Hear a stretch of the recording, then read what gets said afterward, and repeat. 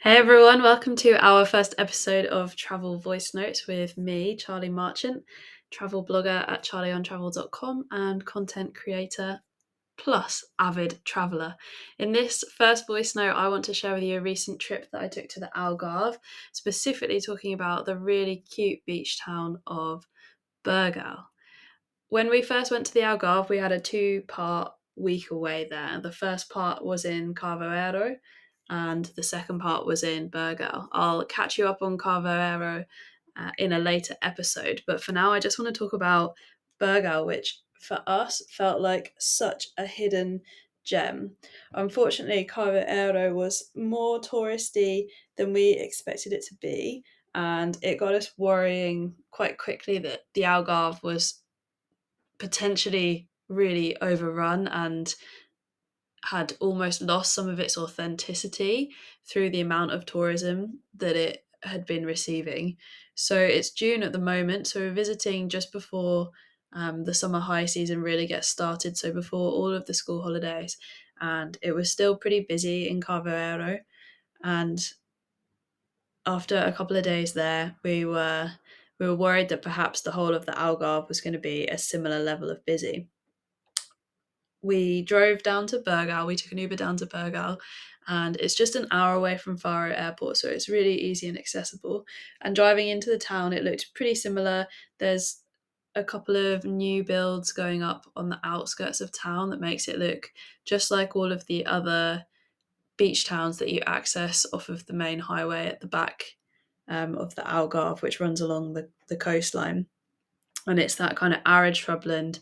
But then as you enter the town, the road stops really quickly and you can't actually go any further. You have to take these cobbled paths that spiral down the hill. So after we pulled our backpacks out of the Uber and started walking down these little paths, we were like, wow, this is so nice.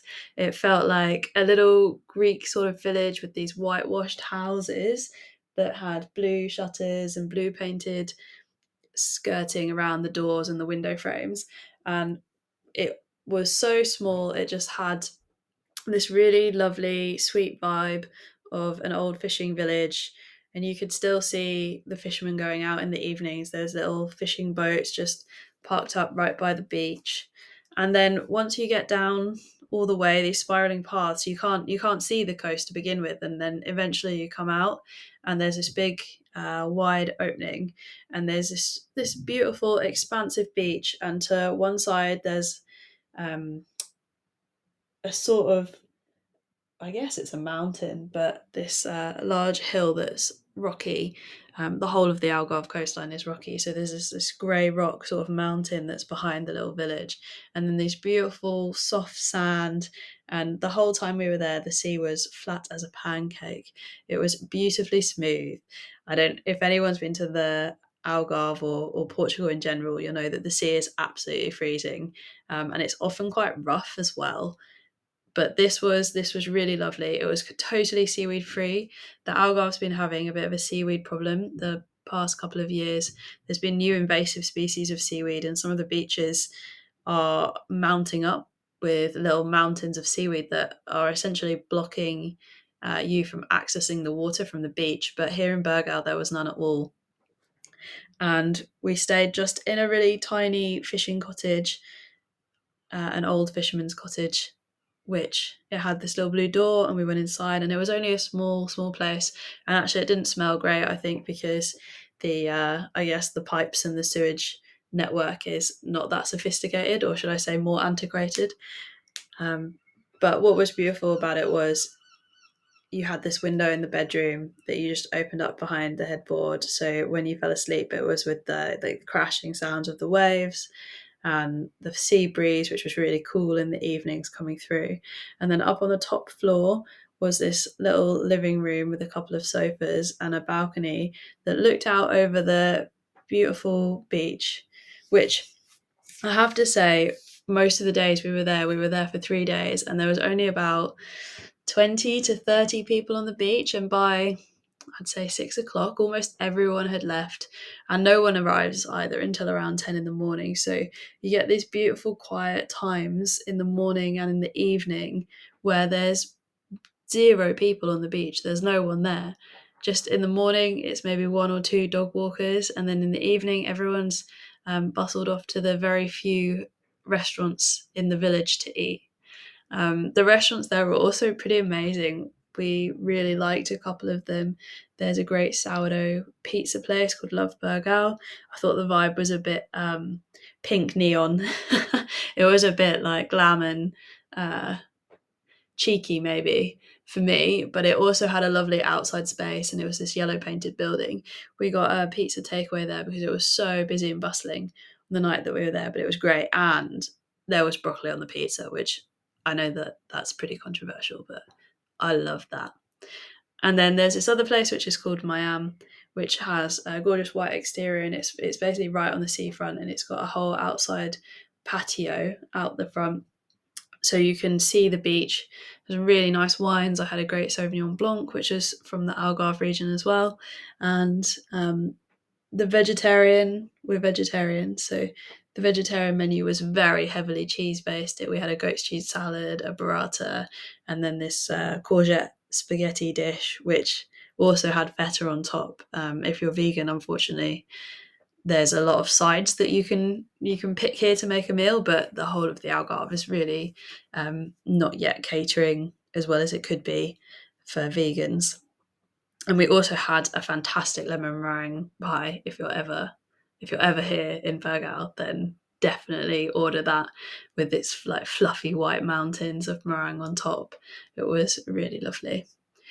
And then, to be honest, we were originally thinking to maybe take a day trip to Lagos or to Sagres, because they're both about 20 minutes drive in the opposite directions from one another. Burgau's in the middle. And in the end, we loved it so much that we decided not to. We just spent our time on the beach. You can rent a beach umbrella for the whole day and 2 chairs for €12 if you want to, but we had a bit of kit in our Airbnb. And then we also hiked up the mountain, which was only a short walk, but it was a beautiful route that goes through all of the back streets that were filled with like purple flowers and cobblestone paths and winding staircases. There was a guy sitting out on the porch of his place playing the guitar, and all of the whitewashed old cottages that stack up behind one another on the hill. And then you come out into some shrubland, and it's only a short walk, probably about 20 minutes in total from the beach right to the top of the mountain. And then you have glorious views over the whole of the coast, and the water is like so turquoise, such a glittering aquamarine colour. And then otherwise, we just potted around the village. There's only one coffee place, which was really nice. There's also a sourdough bakery, which is quite rare as well. So we went there for our morning coffee and pastel de nata. There's a cute little handmade jewellery store that's next to that cafe as well. And then otherwise, just potted around, went to a few bars, drank a bit too much Vino Verde, ate a few too many pastel de nata, a few too many ice creams, got a little bit sunburnt on the beach. But it was a really pleasant area, and Burgau honestly felt like such a hidden gem. So unusual to find a beach town that's both pretty and fairly undiscovered on such a busy and touristy stretch, being like, the Algarve being such a key destination with really cheap flights from London to Faro, super quick to get to from the UK. So we were really surprised and happy to have a few days chilling there. I'm not sure what it's like in the summer holidays and the school holidays. I'm sure it must be more busy and bustling, because I read that spring is the sort of best time to go, or autumn for the shoulder seasons. But if you're in the Algarve, then I definitely recommend at least a day trip, if not a couple of nights there if you can. Thank you for listening to this episode of Travel Voice Notes. It was great to get to share my recent trip with you. I would love to have a voice note back, which you can do via the podcast page on Spotify.